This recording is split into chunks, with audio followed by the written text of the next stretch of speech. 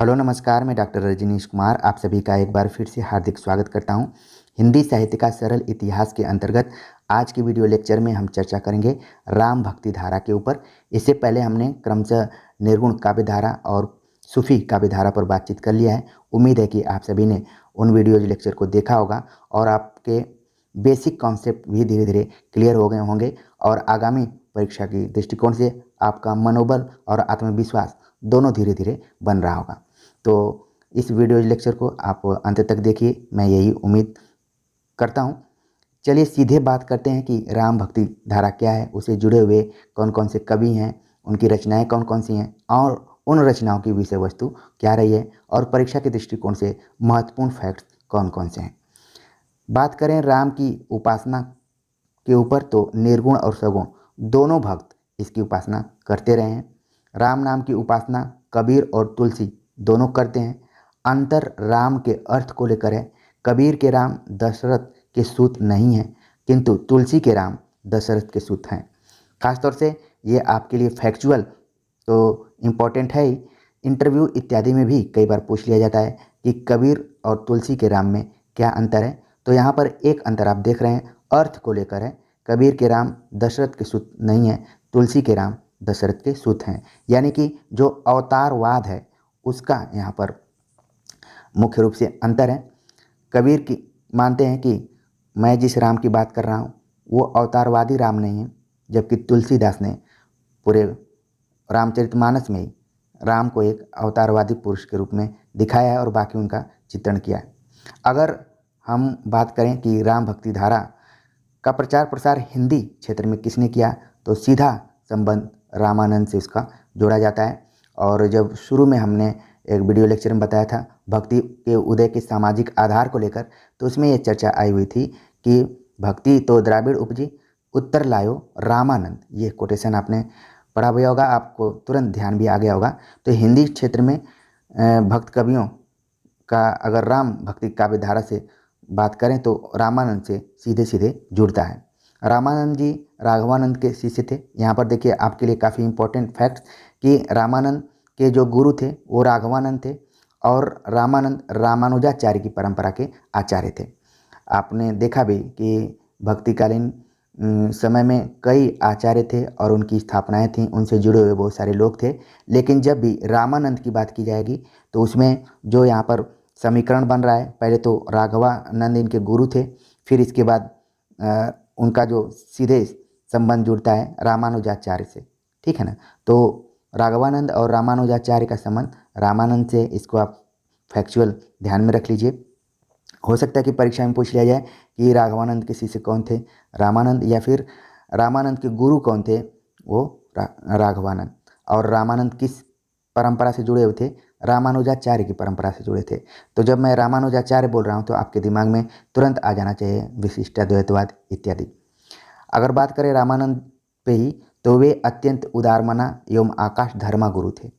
इससे पहले हमने रामानंद पर बातचीत कर लिया है और उनके शिष्यों के बारे में भी बात किया है। यहाँ पर दोबारा आप देख लीजिए कि आकाश धर्मा गुरु के रूप में रामानंद फेमस थे। सभी वर्गों के लोग उनके शिष्य हो सकते थे। हिंदी के निर्गुण और सगुण दोनों प्रकार के संत कवियों का संबंध उनसे जुड़ता है, जिससे कि मैंने पहले बताया भी था कि रामानंद ऐसे बिरले व्यक्ति थे जिन्होंने कि सगुण और निर्गुण और सभी जातियों के लोगों को अपना शिष्य बनाया, इसीलिए उनको आकाश धर्मा कहा गया है। उनके समय की बात की जाए तो अनुमान ही लगाया जाता है कि इनका जो समय था 15वीं शताब्दी के आसपास में था। उनके नाम से अनेक रचनाएं भी प्रचलित हैं। उनका एक पद हनुमान जी पर मिलता है। उनका कोई काव्य ग्रंथ नहीं मिलता है, प्रामाणिक तौर पर नहीं मिलता है। योग चिंतामणि भी उनकी रचना के रूप में प्रसिद्ध है, जिसमें बिंदु हठ योग की बातें कही गई हैं। तो ध्यान में रखिए परीक्षा के दृष्टिकोण से, क्योंकि कई बार पूछ लिया जाता है, ठीक है, कि किसका ये ग्रंथ है योग चिंतामणि, तो रामानंद अगर विकल्प में दिया रहेगा तो इनका आप आंसर बताएंगे। और योग चिंतामणि में क्या है, नाम से ही इसका आपको तुरंत आंसर पता चल जाएगा कि योग इत्यादि की बातें इसमें कही गई हैं, तो हठ योग की बात कही गई है। तो इसी तरह से उनके नाम से प्रसिद्ध एक रचना राम रक्षा स्तोत्र भी है, ठीक है, राम रक्षा स्तोत्र, जो कि रामानंद से जुड़ी हुई है। उनके नाम के दो पद गुरु ग्रंथ साहब में भी संकलित हैं। इससे पहले जब हम बातचीत कर रहे थे निर्गुण काव्य धारा में, तो हमने बताया कि रैदास के कुछ पद गुरु ग्रंथ साहब में हैं। यहाँ पर आप देख रहे हैं कि रामानंद के भी 2 पद, केवल 2 पद गुरु ग्रंथ साहब में संकलित हैं। तो इतना छोटी सी जानकारी है, हो सकता है कि आपसे सवाल पूछ लिया जाए कि रामानंद के कितने पद गुरु ग्रंथ साहब में संकलित हैं, तो इसका सही जवाब होगा 2। अगर प्रामाणिक रचनाओं की बात करें, अभी तो जिन 2 रचनाओं का हमने उल्लेख किया, जिसमें योग चिंतामणि और राम रक्षा स्तोत्र के बारे में, उनका कुछ हमें प्रमाण नहीं मिलता है, लेकिन प्रामाणिक रचनाएं इनकी 2 मानी जाती हैं, जिसमें पहली है वैष्णव मताब्ज भास्कर और दूसरी रचना है श्री रामार्चन पद्धति। ये दोनों ग्रंथ संस्कृत में। ध्यान में रखने वाली बात है कि भक्ति काल में ब्रज भाषा और अवधि अपने चरम पे थी, लेकिन यहाँ पर रामानंद की जो दोनों प्रामाणिक रचनाएं हैं, वैष्णव मताब्ज भास्कर और श्री रामार्चन पद्धति, दोनों संस्कृत भाषा में हैं। तो ये आपके लिए इम्पोर्टेंट है परीक्षा की दृष्टिकोण से। भक्ति के लिए रामानंद ने वर्णाश्रम व्यवस्था को व्यर्थ बताया, यानी कि उसका विरोध किया, जिसका प्रभाव उनके शिष्यों पर भी दिखाई पड़ता है और सभी ने मिलकर वर्णाश्रम व्यवस्था का विरोध किया था। तो ये खास विशेषता उभर कर आई भक्ति काल और निर्गुण काव्यधारा के अंतर्गत।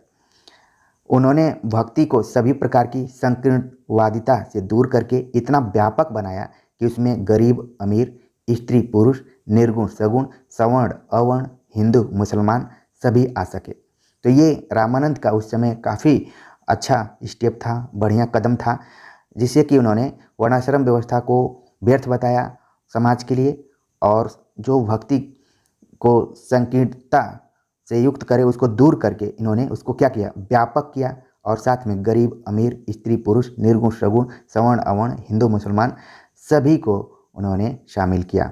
रामानंद का दूसरा महत्व यह है कि उन्होंने लोक भाषा को अभूतपूर्व महत्व प्रदान किया। हालांकि हमने देखा कि इनकी जो 2 प्रामाणिक रचनाएं मिलती हैं वो संस्कृत में, लेकिन इन्होंने लोक भाषा को भी केंद्र में रखने का प्रयास किया, उसमें अपना महत्वपूर्ण योगदान दिया। रामानंद के शिष्यों की सूची भक्ति काल में भक्तमाल में, यहाँ पर भक्तमाल में मिलती है। कई बार प्रश्न भी पूछ लिया जाता है कि भक्तमाल जो कि नाभादास की रचना है, लेकिन रामानंद के शिष्यों की सूची जो लिस्ट दी गई है वो इसी में दी गई है। और यहाँ पर देख रहे हैं कि एक पंक्ति के माध्यम से ही उनके नामों को दे दिया गया है, जिसको कि कई बार परीक्षा में पूछ भी लिया जाता है। अनंतानंद, कबीर, सुखा, सुरसुरा, पद्मावती, नरहरि, पीपा, भावानंद, रैदास, धनासेन, सुरसुर की घरहरि। तो ये कुल 12 शिष्य इसमें आते हैं, आपको ध्यान में रखना है।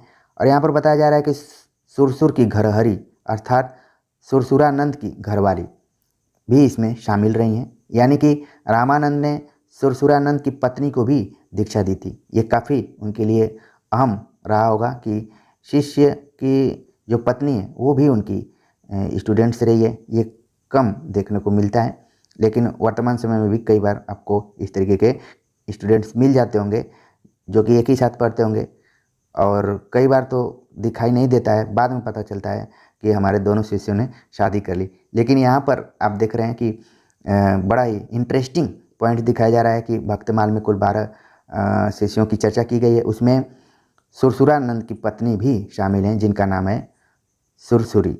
ठीक है, यहाँ पर अगले पॉइंट पर बात करें तो रामानंद के बारे में ही बात की जा रही है कि ऐसे ही उदारमना माननीय महान गुरु को कबीर अपना गुरु बना सकते थे, यानी कि कबीर के गुरु पंक्ति में भी बताए गए कि रामानंद है। रामानंद के शिष्य अनंतानंद थे, शुरू में उनका नाम दिया गया है। इनके शिष्य कृष्णदास पैहारी। आप यहाँ पर देख रहे हैं एक श्रृंखला बनी है, पहले रामानंद को आप ध्यान में रखिए, फिर इनके 12 शिष्यों को ध्यान में रखिए। अब उन शिष्यों के भी शिष्य थे, यानी कि रामानंद के शिष्य अनंतानंद थे और इनके शिष्य कृष्ण पैहारी हुए, जिन्होंने जयपुर के निकट गलता नामक स्थान पर रामानंद संप्रदाय की गद्दी स्थापित की, यानी कि अपने गुरु को उन्होंने संप्रदाय के रूप में प्रचारित करने का प्रयास किया, उसकी गद्दी स्थापित की। और कहाँ पर स्थापित की, अब ये आपके परीक्षा के दृष्टिकोण से इम्पोर्टेंट है। गलता नामक, जो कि जयपुर यानी राजस्थान में स्थापित किया उन्होंने। ठीक है, तो इस तरीके से आपके दिमाग में मैप भी बैठ गया होगा। इसी तरीके से पिछले लेक्चर में हमने दादू पंथ के बारे में बातचीत किया था। वहाँ दादू पंथ का भी जो केंद्र राय भराने नामक स्थान पर था। और यहाँ पर आप देख रहे हैं कि रामानंद संप्रदाय की जो गद्दी स्थापित हुई जयपुर के निकट गलता में हुई। ठीक है, तो ये कई बार परीक्षा में आ चुका है, उम्मीद है कि अब आपको क्लियर हो गया होगा। रामानंद और उनके शिष्यों द्वारा प्रचारित राम भक्ति के ही वातावरण में राम कथा के श्रेष्ठ हिंदी गायक तुलसीदास का आविर्भाव हुआ, यानी कि जन्म हुआ। ध्यान देने वाली बात है कि तुलसीदास ने रामचरितमानस का काव्य रूपात्मक ढांचा जायसी से लिया है। मूलादाद और जायसी के सूफी प्रबंध काव्यों का मूल ढांचा अपभ्रंश कवि स्वयंभू के पौमचर्यू का है, जो कि कड़वकबद्ध है। स्वयंभू का पौमचर्यू पधड़िया छंद में है, जो चौपाई से बहुत मिलता जुलता है। तो यहाँ पर आप देख रहे हैं कि एक परंपरा को दिखाया जा रहा है कि तुलसीदास ने जो रामचरितमानस लिया है वह अचानक उन्होंने नहीं लिखना शुरू किया, बल्कि उनको प्रेरणा मिली जायसी से लिखने की। जो उसका स्ट्रक्चर है उसको उन्होंने आधार बनाया है। स्ट्रक्चर को मुल्ला दाऊद और जायसी ने इसी स्ट्रक्चर को लिया था अपभ्रंश कवि स्वयंभू के पौमचर्यों से, लेकिन अंतर ये है कि वो कड़वकबद्ध शैली में है और जो छंद उसमें है वो पधड़िया छंद है, जो कि चौपाई से मिलता जुलता है। तो ये जितनी भी बातें बताई गई ये आपके सभी पॉइंट्स इंपॉर्टेंट हैं परीक्षा के दृष्टिकोण से। तुलसीदास के पूर्व सत्यवती कथा जैसी लोक प्रचलित कथाएं चौपाई दोहे में ही रचित हैं। कुछ पौराणिक एवं राम कथा पर आधारित रचनाएं भी जैसी के पूर्व रचित मिलती हैं। यानी बताने का मतलब यही है कि जो तुलसीदास ने रामचरितमानस लिखा है वो अचानक रूपात्मक उन्होंने उसका स्ट्रक्चर नहीं बनाया है, बल्कि उसके पूर्व इस तरीके की रचनाएं लिखी जा रही थी, जिसमें कि हमने मुल्ला दाऊद और जायसी के बारे में बात किया, अब पौमचर्यों के बारे में बातचीत किया। यहाँ पर आप देख रहे हैं कि एक और चीज़ जोड़ी जा रही है, सत्यवती कथा। सत्यवती कथा जब मैं बोल रहा हूँ तो आपके दिमाग में तुरंत ईश्वर दास का नाम आ रहा होगा, और ये लोक प्रचलित कथा पर आधारित रचना थी जो कि चौपाई और दोहे में थी, और यही आगे चलकर आप देखेंगे कि तुलसीदास में भी दिखाई पड़ती है। ये जो स्ट्रक्चर है इसका, यह बात भी बहुत महत्वपूर्ण समझी जानी चाहिए कि ये कथाएं सभी अवधी भाषा में, ये जितनी भी कथाएं सूफी काव्यधारा के जितने भी कवि रहे आप जानते हैं कि सब अवधी में लिखे हैं, और जबकि तुलसीदास ने भी अवधी में ही रामचरितमानस लिखा है, और इसका प्रभाव आप पहले से ही देख रहे हैं कि आ रहा है। अब तुलसीदास पर बात करते हैं। तुलसीदास जिनका जन्म 1532 में और निधन 1623 ईस्वी में हुआ था, और इनके जन्म को लेकर अनेक मत हैं और विवाद भी रहा है, और परीक्षा में भी कई बार सवाल आते रहे हैं। बेनी माधव दास द्वारा रचित गोसाई चरित, ये आपको ध्यान में रखना है, गोसाई चरित बेनी माधव दास द्वारा लिखा गया है, और महात्मा रघुवर दास द्वारा रचित तुलसी चरित, दोनों के अनुसार तुलसीदास का जन्म 1497 में हुआ था। तो यहाँ पर आप देख रहे हैं कि दो जो रचनाएं हैं, गोसाई चरित और तुलसी चरित, क्रमशः बेनी माधव दास और रघुवर दास द्वारा लिखी गई हैं। इन दोनों रचनाओं और उनके रचनाकारों को एकदम से क्लियर करके आप रखिए, क्योंकि ये घूम फिर कर कभी परीक्षा में आ जाती हैं तो कई बार कठिन साबित होने लगती हैं, तो इसलिए आप अलर्ट रहिए। इन दोनों लेखकों के आधार पर तुलसीदास का जन्म 1497 ईस्वी माना जाता है।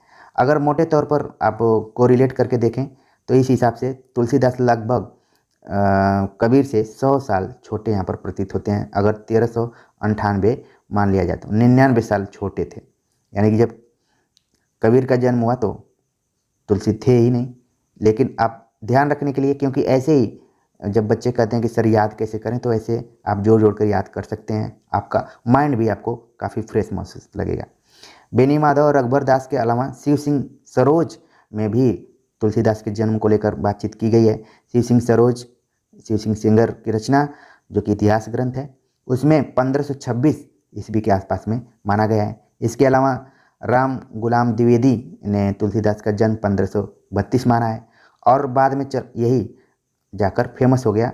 राम गुलाम द्विवेदी के मत को ही माना जाता है कि 1532 में तुलसी का जन्म हुआ था। हो सकता है कि बदलते हुए पैटर्न में आपसे पूछ लिया जाए कि किस विद्वान के अनुसार तुलसीदास का जन्म 1532 ईस्वी में हुआ था, तो राम गुलाम द्विवेदी आप उसका सही आंसर देंगे। कुल मिला जुला कर विश्वनाथ त्रिपाठी का मानना है कि इतने तर्कों के बाद ये मान लिया जाए कि तुलसीदास 16वीं शताब्दी में मौजूद थे। ठीक है, तो एक तरीके से सभी विद्वानों का इसमें क्या हो गया, समावेश हो गया। तुलसीदास मध्यकाल के उन कवियों में हैं जिन्होंने अपने बारे में जो थोड़ा बहुत लिखा है वो बहुत काम का लिखा है। अभी तक तो हम विद्वानों की चर्चा कर रहे थे, तुलसीदास ने खुद अपने बारे में कुछ लिखा हुआ है। उन्होंने लिखा कि तुलसी का बचपन घोर दरिद्रता एवं असहाय अवस्था में बीता। उन्होंने लिखा है, माता पिता ने दुनिया में पैदा करके मुझे त्याग दिया, विधाता ने भी मेरे भाग्य में कोई भलाई नहीं लिखी। और कोटेशन है कि मातु पिता जग जाई तज्यो, विधि हूँ न लिखी कुछ भाल भलाई। आप देख रहे हैं कि कबीर की भी स्थिति वही थी। उनके जो असली माता पिता थे उनको उन्होंने त्याग दिया था, बाद में उनका लालन पालन दूसरे ने किया। यहाँ पर भी आप देख रहे हैं कि तुलसीदास के साथ भी वही हुआ। और उन्होंने तो लिखा भी है कि माता पिता ने दुनिया में पैदा करके मुझे त्याग दिया और विधाता ने भी मेरे बारे में कुछ अच्छा नहीं किया। इसका मतलब है कि उनका जीवन बहुत ही दुखमय था शुरुआती में। और तुलसीदास की जीवनी को आधार में बनाकर अमृतलाल नागर ने मानस का हंस लिखा है, उसको पढ़िए तो आपको अलग तरीके के फैक्ट्स और भी पता चलेंगे। तुलसीदास आगे लिखते हैं कि जैसे कुटिल कीट को पैदा करके छोड़ देते हैं, वैसे ही मेरे माँ बाप ने मुझे त्याग दिया। तनु जन्यो कुटिल कीट ज्यों तज्यो माता पिता हूँ। तो ये कुछ उनकी बातें रही हैं उनके जीवन से संबंधित। हनुमान बाहुक से भी स्पष्ट है कि अंतिम समय में वे भयंकर बाहु पीड़ा से ग्रस्त थे। पाँव, पेट, सकल शरीर में पीड़ा होती थी, पूरी देह में फोड़े हो गए थे। तो आप देख रहे हैं कि जिस तुलसीदास को हम बहुत मन लगाकर पढ़ते हैं और रामचरितमानस उनका गाते हैं, लेकिन यहाँ पर आप देख रहे हैं कि जब उनका जन्म हुआ तो भी उनको सुख नहीं मिला, और जब तुलसीदास अपने अंतिम अवस्था में थे तो भी उनकी एक तरीके से बड़ी दुर्दशा हुई। बड़ा ही यहाँ पर भावुक यहाँ पर कुछ पंक्तियाँ दिखाई पड़ रही हैं कि तुलसीदास अपने अंतिम समय में भयंकर बाहु पीड़ा से, आप वो एक कल्पना कर सकते हैं कि किसी भी व्यक्ति के अगर बाहों में दर्द हो, फट रही हो, तो क्या स्थिति रही होगी। उनके पाँव, पेट, पूरी शरीर पीड़ा में होती है, पूरे देह पर उनके फोड़े से हो गए थे, जैसे चिकन पॉक्स का आप एक कल्पना कर सकते हैं। जो लिखा है उसी के आधार पर हम ये कल्पना कर सकते हैं कि कैसी स्थिति रही होगी। कुल मिला जुलाकर बहुत भयंकर स्थिति थी। यह मान्य है कि तुलसी की मृत्यु संवत 1680 यानी कि 1623 ईस्वी में हुई थी। उनकी मृत्यु के विषय में ये प्रसिद्ध दुआ है जो कि कई बार परीक्षाओं में पूछा जा चुका है कि किस कवि से संबंधित है। संवत 1680 80 गंग के तीर, श्रावण शुक्ला सप्तमी, तुलसी तेजो शरीर। उनके जन्म स्थान के विषय में काफ़ी विवाद रहा है। कोई उन्हें सोरो का बताता है, कोई राजापुर का और कोई अयोध्या का। अभी उनके जन्म को लेकर विवाद हुआ, अब जन्म स्थान को लेकर भी विवाद होने लगा। सब लोग अपने अपने एरिया का बताते थे। ठीक है, 3 जगह यहाँ पर आपको दिख रही हैं, सोरो, राजापुर और अयोध्या। ज़्यादातर लोगों का झुकाव राजापुर की ही ओर था, और अंत में कई बार परीक्षाओं में पूछ लिया जाता है कि तुलसीदास का जन्म कहाँ हुआ था, तो राजापुर उसका सही आंसर होता है। बाकी चीज़ों को आपको ध्यान में रखना है क्योंकि आप प्रतियोगी परीक्षा में शामिल होने जा रहे हैं, तो हर एक छोटी छोटी चीज़ से आपको परिचित होना पड़ेगा। उनकी रचनाओं में अयोध्या, काशी, चित्रकूट आदि का वर्णन बहुत आता है। इन स्थानों पर उनके जीवन का पर्याप्त समय व्यतीत हुआ होगा। यानी कि यहाँ पर अनुमान लगाया जा रहा है कि देखें तो तुलसीदास की रचनाओं में अयोध्या, काशी, चित्रकूट का वर्णन बार बार आता है, यानी कि वो कभी न कभी वहाँ पर रहे होंगे। बाल कांड के एक दोहे में उन्होंने लिखा है, मैंने राम कथा सूकर खेत में अपने गुरु के मुँह से सुनी। यानी कि ये पंक्ति कई बार पूछ ली जाती है कि किस कांड में है, तो सही जवाब होगा इसका बाल कांड। बाल कांड में खुद तुलसीदास ने लिखा कि जो राम कथा उन्होंने लिखा है रामचरितमानस के नाम से, उन्होंने सूकर खेत में अपने गुरु के मुंह से सुनी थी।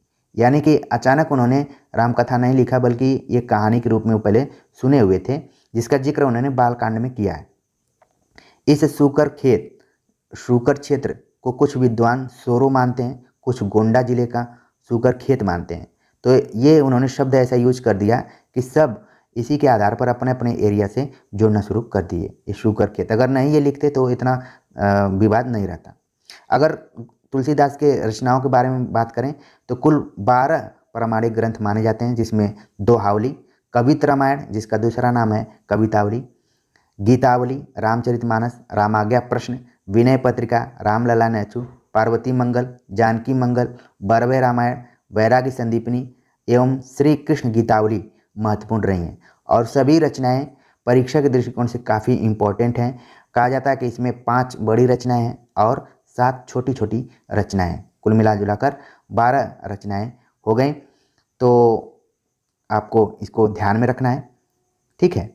अगर रामचरितमानस की बात करें तो रामचरितमानस की रचना तुलसीदास ने संवत 1631 माना है, यानी कि इसको ईस्वी में बदलेंगे तो 1574 ईस्वी में प्रारंभ किया, जैसा कि उनकी इस अर्धाली से प्रकट होता है। पंक्ति इन्होंने दी, संवत 1631 करहूँ कथा हरि पद धरी सीसा। और कई बार तो सवाल भी पूछा जाता है, 2 वर्ष 7 माह 26 दिन लगे थे इसको कंप्लीट करने में। जब इस तरीके के फैक्ट्स आते हैं तो तुरंत संविधान कितने दिनों में निर्मित हुआ था ये भी फैक्ट्स दिमाग में आ जाता है, तो उसी हिसाब से आप जोड़ लीजिए। कई बार परीक्षाओं में पूछा जा चुका है कि रामचरितमानस पूरा होने में कितना वर्ष लगा था। तो ध्यान में रखिए कि संवत 1631 में, यानी कि ईस्वी में अगर बात करें तो 1574, 2 वर्ष 7 माह 26 दिन में कंप्लीट हुआ था। तुलसी के काव्य वैभव पर बात करें तो गोस्वामी तुलसीदास हिंदी के अत्यंत लोकप्रिय कवि रहे हैं, इससे सब लोग परिचित हैं। उन्हें हिंदी का जातीय कवि भी कहा जाता है। रामविलास शर्मा ने इसके तरफ संकेत किया है। उन्होंने हिंदी क्षेत्र की मध्यकाल में प्रचलित दोनों काव्य भाषाओं ब्रज भाषा और अवधी में समान अधिकार से रचना की है। तुलसीदास भक्तिकाल के एक ऐसे कवि रहे हैं जिन्होंने कि ब्रज भाषा और अवधी दोनों में बराबर ज्ञान रखा था और समान अधिकार था, रचनाएं की हैं। खासतौर से जब विनय पत्रिका का जिक्र होता है तो वो ब्रज भाषा के अंतर्गत आती है। बाकी रामचरितमानस आप तो जानते हैं कि अवधी में है। एक महत्वपूर्ण बात यह है कि उन्होंने मध्यकाल में व्यवहृत प्राय सभी काव्य रूपों का उपयोग किया है। केवल तुलसीदास की ही रचनाओं को देखकर समझा जा सकता है कि मध्यकालीन हिंदी साहित्य में किन किन काव्य रूपों की में रचनाएं होती थीं। उन्होंने वीरगाथा काव्य की छप्पय पद्धति, विद्यापति और सूरदास की गीत पद्धति, गंग आदि कवियों की कवित सवैया पद्धति, रहीम के समान दोहे और बरवै जैसी की तरह चौपाई दोहे के क्रम में प्रबंध काव्य रचे हैं।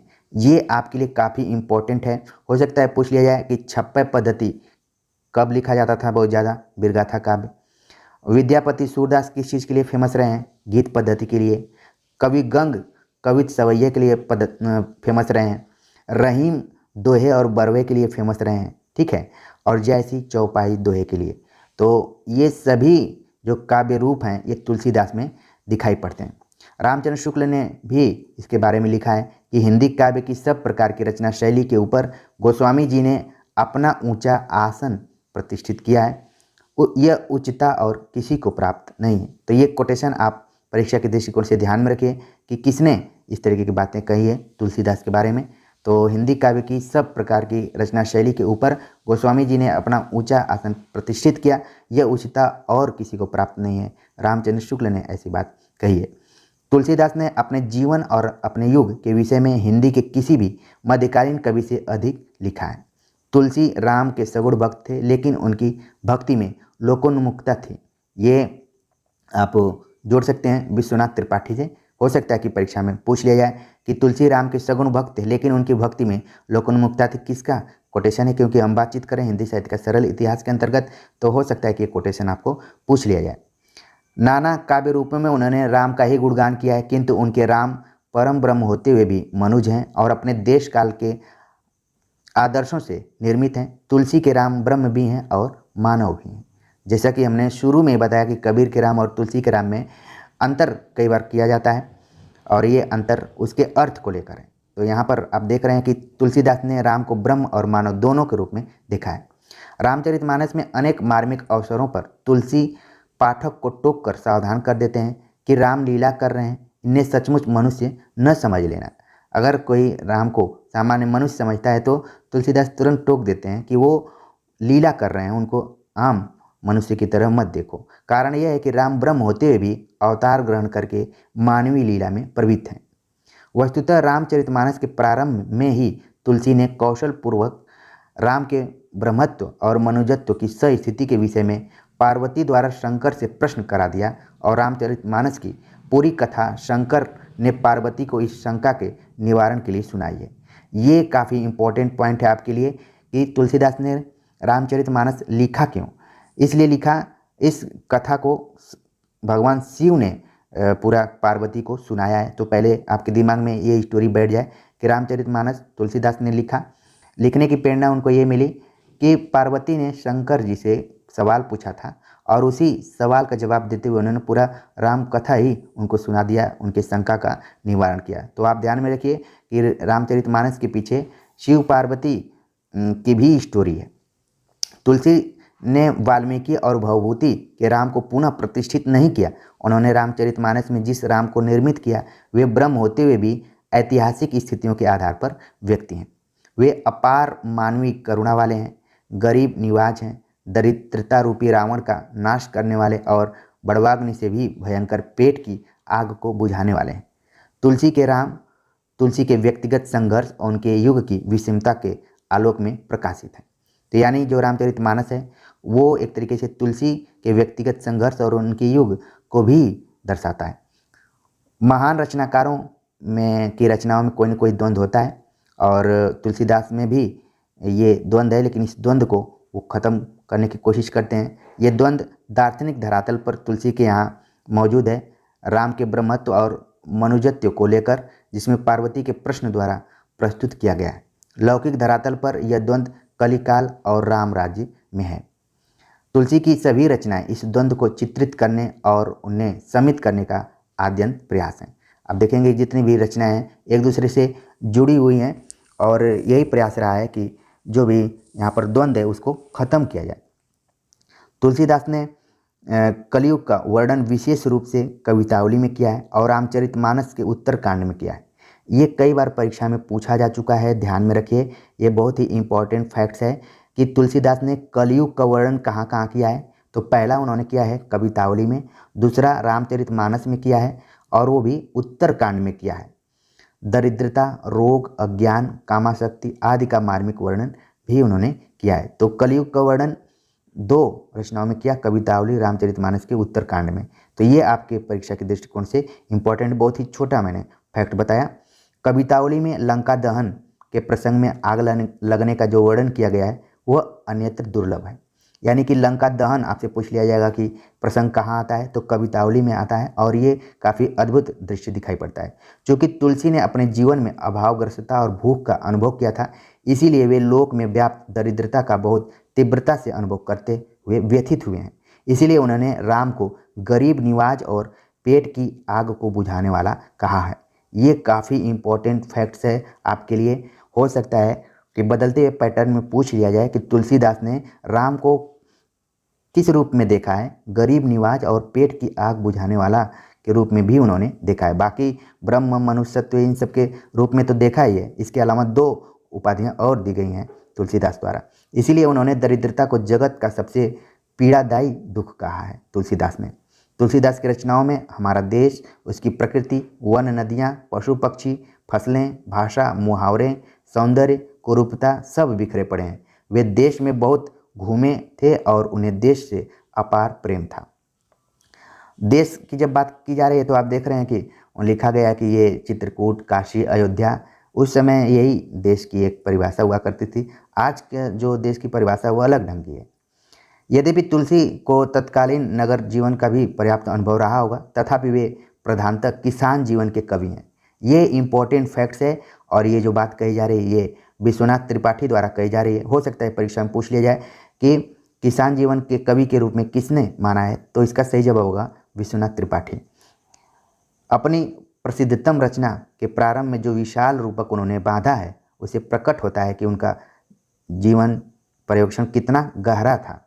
ठीक है, इसी प्रकार चित्रकूट के कोल की रातों का जो उन्होंने वर्णन किया है उससे लगता है कि उनसे तुलसी की गहरी आत्मीयता रही होगी। कहने का मतलब ये है कि जिन जिन विषय वस्तु को तुलसीदास ने उठाया है उसको अपने अनुभूति से उन्होंने जोड़ने का प्रयास किया है। इसी तरीके से उन्होंने नारी जीवन के विविध चित्र खींचे हैं। उन्होंने नारी की निंदा भी बहुत की है, किंतु विभिन्न संदर्भों में उन्होंने नारी के प्रति अपार करुणा का भी भाव दिखलाया है। और जब भी तुलसीदास पे सवाल उठाना किसी को होता है तो तुरंत ढोल गवार शूद्र पशु शूद्र नारी तेताड़न के अधिकारी, ये वाला कोटेशन उठा दिया जाता है और उन पर तमाम आरोप लगाए जाते हैं कि वो नारी विरोधी थे इस टाइप से। लेकिन यहाँ पर बताया जा रहा है कि उन्होंने नारी को भी केंद्र में रखा है और उसके विविध चित्र खींचे हैं, हालांकि उन्होंने उसकी निंदा भी की है। आगे बात कर लेते हैं कि नारी को लेकर उनका क्या दृष्टिकोण रहा है। मध्यकाल में शायद ही किसी अन्य कवि ने नारी की पराधीनता का उल्लेख इतनी स्पष्ट तौर पर किया हो।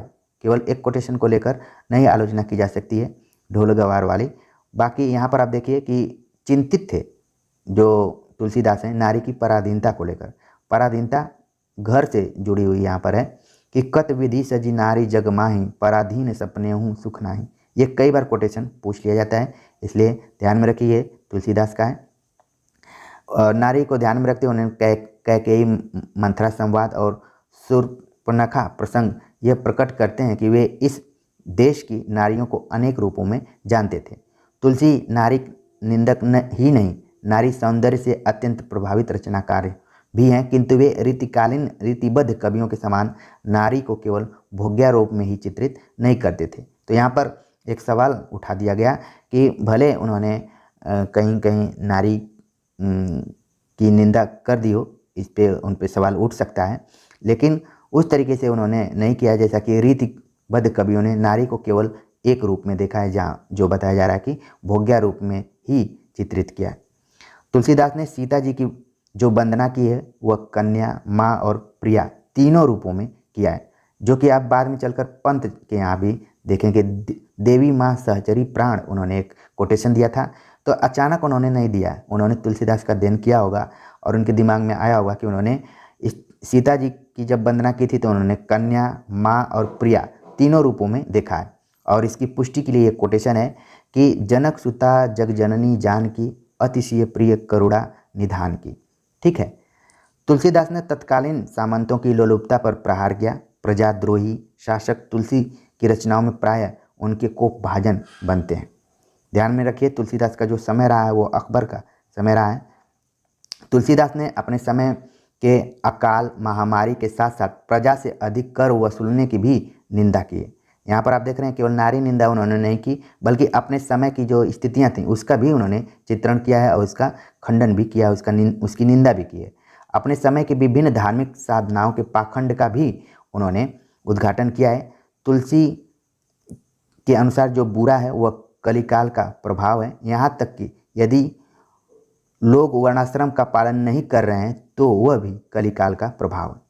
विषमताग्रस्त कलिकाल तुलसीदास का युग है, जिसमें वे दैहिक, दैविक एवं भौतिक तापों से रहित सर्वसुखद राम राज्य का स्वप्न बुनते हैं।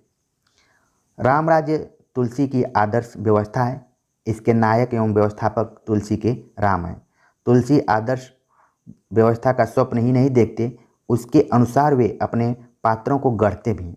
वे राम को आदर्श राजा, पुत्र, भाई, पति, स्वामी, शिष्य, सीता को आदर्श पत्नी और हनुमान को आदर्श सेवक के रूप में चित्रित करते हैं। इससे यह न मानना चाहिए कि इन पात्रों के रूप में तुलसी केवल आदर्श निर्मित कर रहे हैं, बल्कि रामोन्मुखता तुलसी का सबसे बड़ा आदर्श और मूल्य है। राम से विमुख होकर सभी संबंध त्याज्य। उन्होंने लिखा भी है कि तजिए ताही कोटि वैरी सम यद्यपि परम स्नेही। प्रबंधकार कवि के लिए कथा के उचित अवयवों में समीकरण की जो आवश्यकता पड़ती है वह तुलसी में प्रचुर मात्रा में थी। कथा में कौन प्रसंग कितनी दूर तक चलना चाहिए इसकी उन्हें सच्ची पहचान थी। इसके साथ उन्हें कथा के मार्मिक स्थलों की भी पहचान थी। ये सब जो बातें कही जा रही हैं ये सब विश्वनाथ त्रिपाठी के आधार पर हैं कि कथा जो लिखने वाला होता है, करने वाला, उसको पता है कि कौन सा दृश्य कब तक चलना चाहिए। रामचरितमानस या अन्य काव्यों में उन्होंने अधिक विस्तार उन्हीं अंशों को दिया है जो मार्मिक है, यानी कि जिनमें मनुष्य का मन देर तक रम या रस सकता है, मगन हो सकता है। जैसे पुष्प वाटिका प्रसंग, राम वन गमन, दशरथ मरण, भरत की ग्लानि, वन मार्ग, लक्ष्मण शक्ति, ये जो प्रसंग रहे हैं सब मार्मिक प्रसंग के अंतर्गत आते हैं। किसी स्थिति में पड़ा हुआ पात्र कैसी चेष्टा करेगा इसे जानने और चित्रित करने में तुलसीदास अद्वितीय हैं।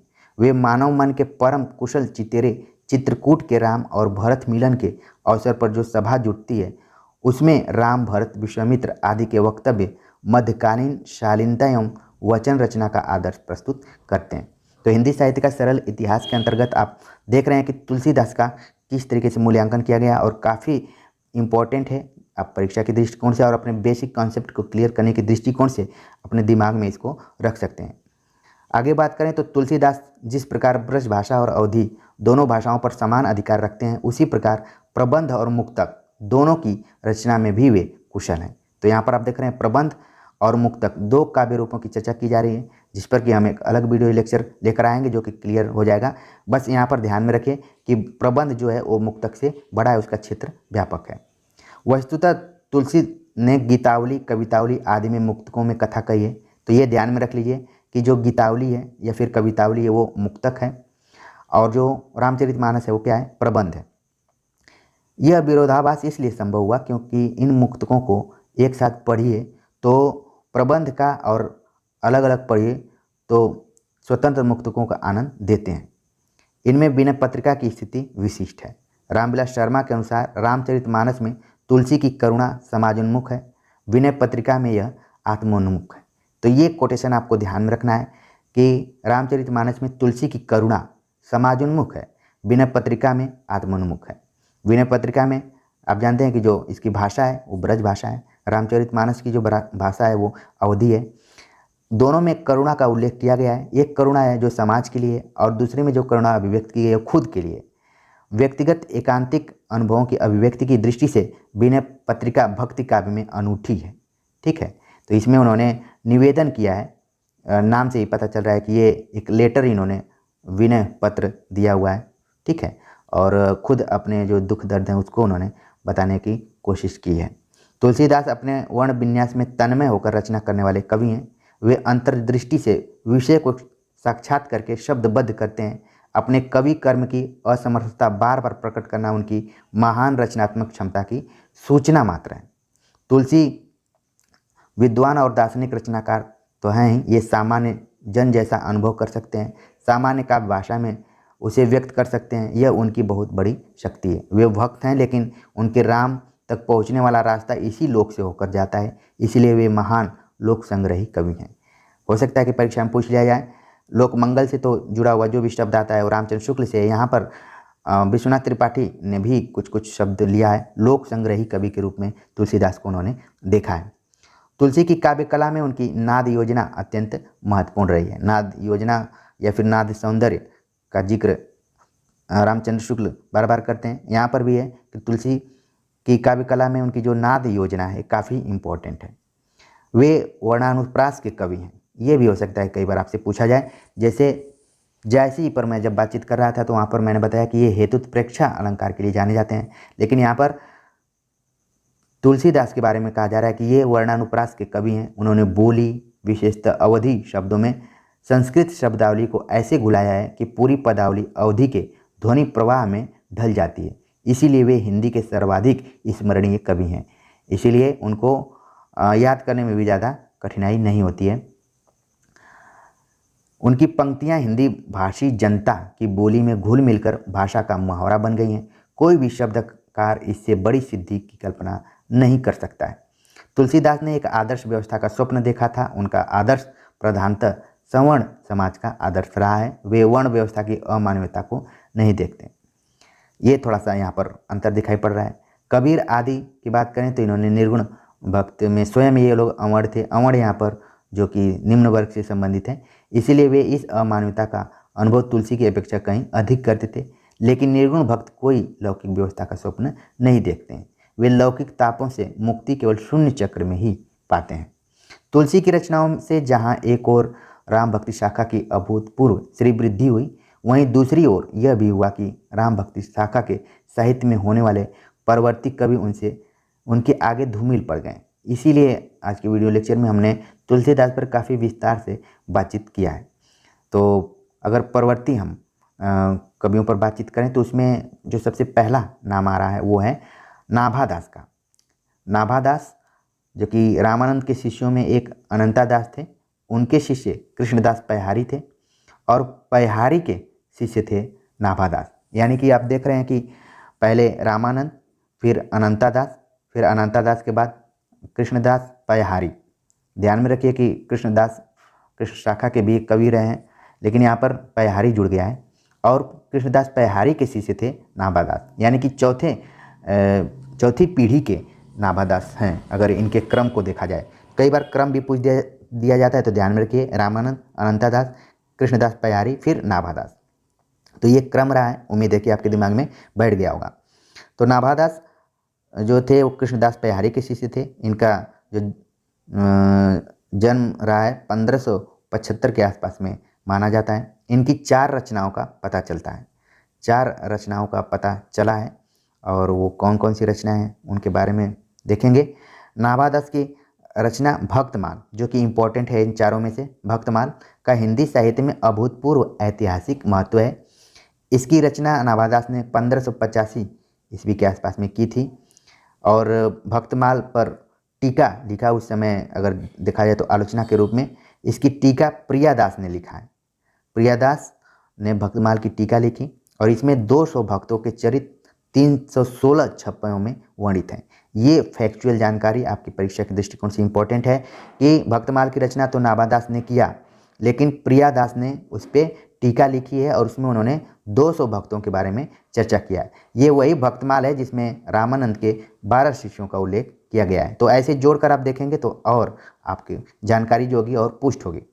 इसका उद्देश्य, जो भक्तमाल लिखने का उद्देश्य था, तो जनता में भक्ति का प्रचार था, किंतु आधुनिक इतिहासकारों के लिए यह हिंदी साहित्य के इतिहास का महत्वपूर्ण आधार ग्रंथ सिद्ध हुआ। अवश्य इसमें भक्तों के चरित्र का वर्णन चमत्कारपूर्ण है, किंतु उसे मध्यकालीन वर्णन शैली के रूप में ग्रहण करना उचित है। इन चमत्कारिक वर्णनों से तत्कालीन जनता की मानसिकता का भी पता चलता है। मध्यकाल में तथ्यपरकता पर कम ध्यान रहता था, वहाँ भाव प्रधान था, तथ्य गौण थे। फिर भी इस ग्रंथ से रामानंद, कबीर, तुलसी, सूर, मीरा आदि के विषय में अनेक तथ्यों का भी पता चलता है। सबसे बड़ी बात यह है कि इससे यह पता तो अचूक तौर पर ही लग जाता है कि वर्णित भक्तों एवं भक्त कवियों की छवि जन सामान्य में कैसी थी, और जिस समाज में भक्त कवियों महापुरुषों के जीवन वृत्त के विषय में इतना कम ज्ञात हो, उसमें इतना पता लग जाना भी बहुत काम की बात है। यानी कि भक्तमाल एक तरीके से भक्तकाल के जितने भी कवि रहे हैं उनको समझने के लिए एक इम्पॉर्टेंट ग्रंथ रहा है। इसीलिए परीक्षा के दृष्टिकोण से भी इम्पॉर्टेंट है, कई बार ये सवाल पूछा जा चुका है, ध्यान में रखना है। भक्तमाल के रचयिता यानी कि नाभादास आलोचक नहीं थे, फिर भी उन्होंने विभिन्न भक्त कवियों के विषय में जो कुछ लिखा है उससे उनकी सारग्रहणी प्रतिभा का भी संकेत मिल जाता है। वे प्रायः विभिन्न भक्तों एवं कवियों की विशेषता ही बताकर उनके व्यक्तित्व का वास्तविक परिचय देते हैं। किसी मध्यकालीन चरित्र लेखन की तुलना में इस दृष्टि से नाभादास इस विषय में आज हमारे लिए अधिक महत्वपूर्ण है। अब जो मैं बात बताने जा रहा हूँ परीक्षा के दृष्टिकोण से काफ़ी इंपॉर्टेंट है, कई बार परीक्षाओं में आ चुका है। कबीर के विषय में नाभादास लिखते हैं, कबीर कहानी राखी नहीं वर्णाश्रम शत दर्शनी, यानी कि कबीर ने शत दर्शनों और वर्णाश्रम का सम्मान नहीं किया। तो ये तो एक कबीर की विशेषता के रूप में भी आ रहा है। और बाकी ये जो कोटेशन है ये नाभादास का है, इसको आपको ध्यान में रखना है। यहाँ पर कबीर अगर शब्द आ गया है तो ये नहीं है कि ये कबीर ने लिखा है, बल्कि ये नाभादास ने लिखा है। अब आपके दिमाग में बैठ गया हो, कबीर कहानी राखी नहीं वर्णाश्रम शत दर्शनी, यानी कि कबीर ने शत दर्शन और वर्णाश्रम का सम्मान नहीं किया। इसके अलावा उन्होंने मीरा बाई के बारे में लिखा है, निरंकुश अति निडर रसिक जस रसना गायो, यानी कि मीराबाई के बारे में उन्होंने ये कोटेशन लिखा है कि निरंकुश अति निडर होकर रसिक जस रसना गायो, और उनकी भक्ति भावना के बारे में उन्होंने लिख दिया। नाभादास ने राम कथा से संबंधित काव्य लिखा है। इनके लिखे 2 अष्टयाम मिलते हैं। नाभादास को कुछ लोग डोम जाति का मानते हैं, कुछ क्षत्रिय जाति का मानते हैं। ये हमेशा विवाद का विषय रहा है। नाभादास की जो रचनाओं के बारे में बात कर रहा था उसमें अष्टयाम नाम की एक रचना है, वो भी फेमस रही है, और नाभादास राम भक्ति शाखा के कवि हैं। और कहा जाता है कि नाभादास की मुलाकात तुलसीदास से भी हुई थी। राम भक्ति शाखा के कुछ अन्य उल्लेखनीय कवियों के बारे में बातचीत करें तो इसमें प्राणचंद चौहान और हृदय राम का नाम आता है, महत्वपूर्ण रूप से लिया जा सकता है। प्राणचंद चौहान ने 1610 में रामायण महानाटक लिखा। परीक्षा के दृष्टिकोण से काफ़ी इंपॉर्टेंट है, आता रहता है हमेशा कि रामायण महानाटक किसने लिखा, प्राणचंद चौहान ने। जो संवाद के रूप में है। ये आपको ध्यान में रखना है। रामायण महानाटक संवाद के रूप में है, यानी कि दो पात्र आपस में बात कर रहे हैं। अगर बात करें हृदय राम की, तो हृदय राम ने सन 1613 ईस्वी में भाषा हनुमान नाटक लिखा। देख रहे हैं कि दोनों रचनाओं में नाटक शब्द जुड़ा हुआ है, और बस आपको रचनाकारों के नाम को क्लियर करके रखना है।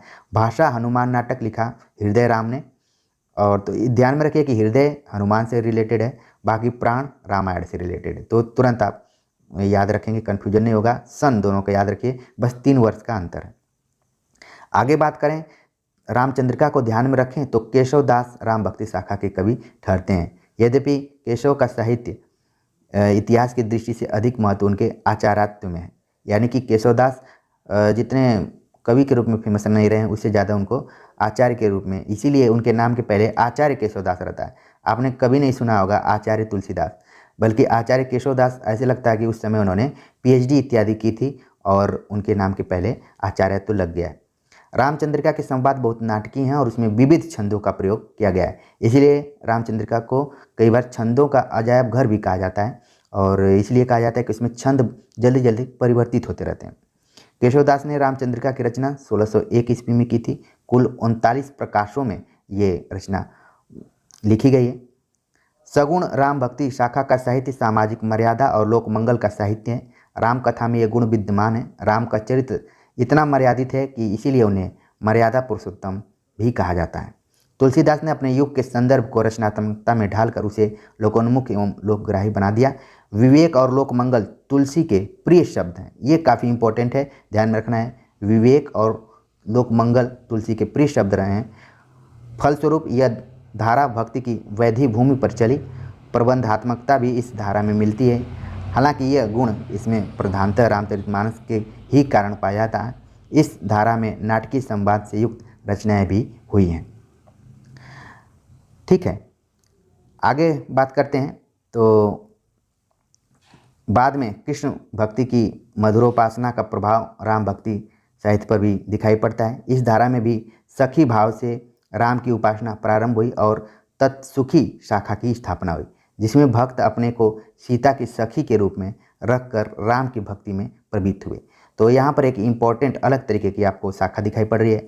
राम की उपासना तो की गई है, लेकिन डायरेक्ट नहीं की गई है, बल्कि सीता की सखी के रूप में करने की कोशिश की गई है, क्योंकि भक्तों को लगा कि जब तक हम सीता की दोस्त नहीं बनेंगे तब तक राम हमारी बातों को नहीं सुनेंगे। और इस संप्रदाय, इस शाखा का नाम है तत्सुखी।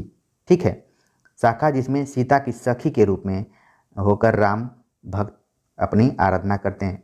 जनकपुर के भक्तों ने सीता को प्रधानता देकर कुछ राम काव्य लिखे, जिसमें कि राम प्रिया शरण दास ने सीतायन नाम से एक रचना की है, जो कि काफ़ी फेमस है और परीक्षा में कई बार पूछी जा चुकी है, इसलिए इसको आप ध्यान में रखिए कि सीतायन आमतौर पर रामचरितमानस इत्यादि की बातचीत की जाती है, लेकिन यहाँ पर आप देख रहे हैं कि पहली बार यहाँ पर राम प्रिया शरण दास ने सीता को केंद्र में रखकर एक रचना की, सीतायन।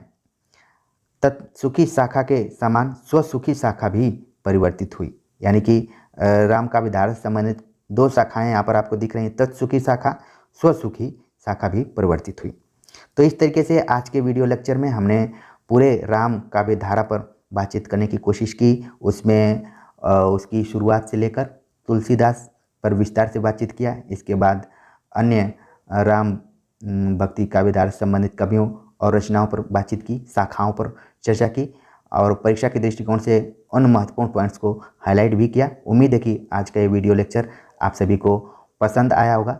कमेंट्स कर जरूर बताइए। मिलते हैं एक नए टॉपिक के साथ, तब तक के लिए